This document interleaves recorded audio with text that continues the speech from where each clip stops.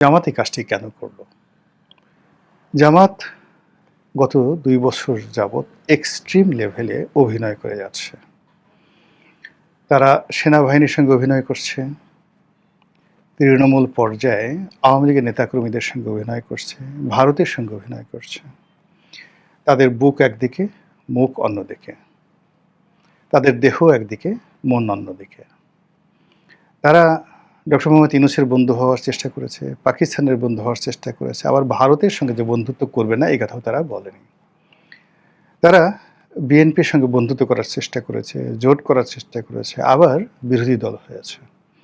তারা সংসদে এক ধরনের আচরণ করে, সংসদের বাইরে এক ধরনের আচরণ করে, এবং তাদের সঙ্গে সংসদের ভিতরে, সংসদের বাইরে জামাতের নেতাদের বক্তব্য এবং বিশেষ করে প্রধানমন্ত্রীর বক্তব্য, এগুলো দেখলে মনে হয় সবকিছু সাজানো। সবকিছু আমি এবং মামুদের একটা সাজানো নাটক, যেটা দেখে মানুষ বিনোদিত হয়।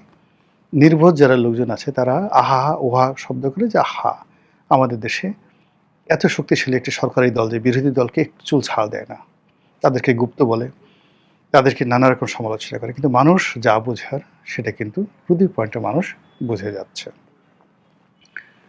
এর ফলে কি হলো, ডে বাই ডে দুটো দলে কিন্তু ক্ষতিগ্রস্ত হচ্ছে, এবং দুটো দলের যে সকল নেতৃবৃন্দ এই কথাগুলো বলছেন, সেটা প্রধানমন্ত্রী তারেক রহমান সাহেব হন, কিংবা জামাত সভাপতি ডক্টর শফিকুর রহমান হন, কিংবা প্রধানমন্ত্রী নিয়োগকৃত ডক্টর জাহেদ অথবা রাশেদ, তারা যেই হন না কেন, যে কথাগুলো তারা বলেন, এই কথার কারণে তাদের যে সামাজিক মান মর্যাদা ইজ্জত আবরু ডে বাই ডে কোন পর্যায়ে এখন নেমে গেছে, একটু আল্লাহর হস্তে একটু বিবেচনা করে দেখেন।